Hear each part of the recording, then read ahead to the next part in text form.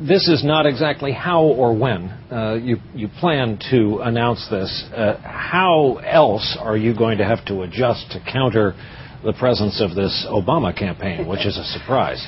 Well, you know, Brian, this is exactly how I intended to do this. Once I made up my mind that I was going to contest for the presidential nomination of my party, I wanted to do it on the web. I wanted to do it before the President's State of the Union because I wanted to draw the contrast between what we've seen over the last 6 years and the kind of leadership and experience that I would bring to the office.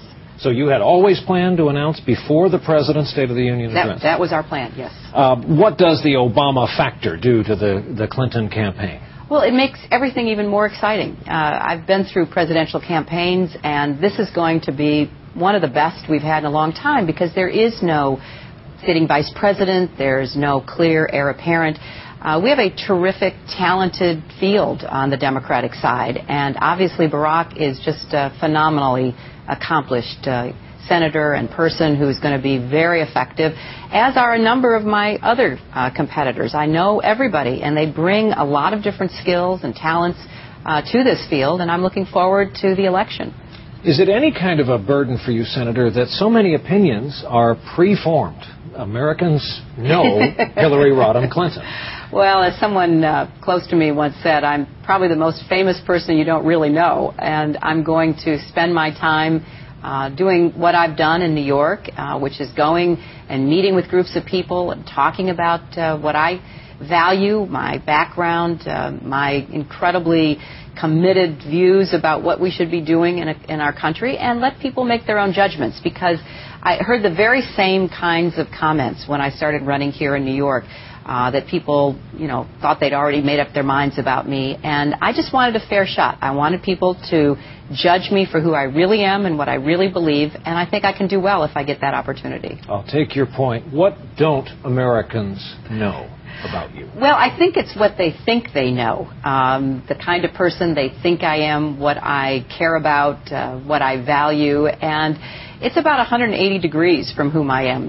People think I must have been born with some silver spoon in my mouth, and as I've said, I was very fortunate to be born into a wonderful, supportive family, a middle-class family in the middle of America, in the middle of the last century, and I've been blessed to be given all these opportunities, and my education and my maturing came at about the same time as the Civil Rights Revolution, the women's movement. I was one of the early beneficiaries of the changes that took place in our country and that I was part of advocating for. And I've also never been someone who shied away from standing up for what I believe, but I'm very open to the conversation that I want to have with our country going into this campaign, and the conversation that I believe we need to set the direction for the future. Because you've been a public figure, is it a burden for you to go back and amend or explain issues like health care, the vote for the war, things like that? I don't think any of this is a burden. I view it as an opportunity and a privilege. I'm going to go into people's living rooms, into union halls, into church basements, and let people ask me anything. And believe me, people have asked me nearly anything, I believe. That's what I did when I started running in New York, and that's what I'm looking forward to, because I want people to meet me, hear me, see me unfiltered from other people's opinions, and let me explain why I've done what I've done, the lessons that I've learned, what I think I bring to this presidential race. We have about a minute left. Are you troubled at all? I noticed in this weekend's New York Times, they're already out interviewing voters on the street who are starting to say, we like her plenty as a senator. She's been a great senator. You'd like to be more than that. Does that "she's been a great senator" movement concern you?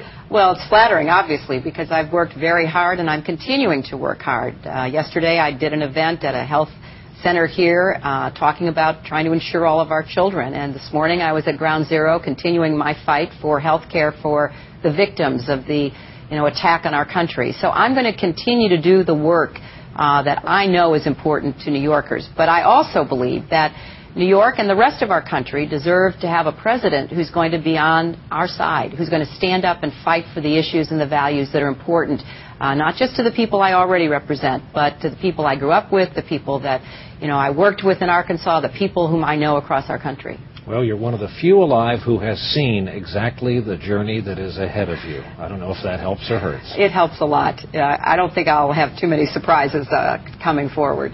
Senator, thank you for being with us. Thank you.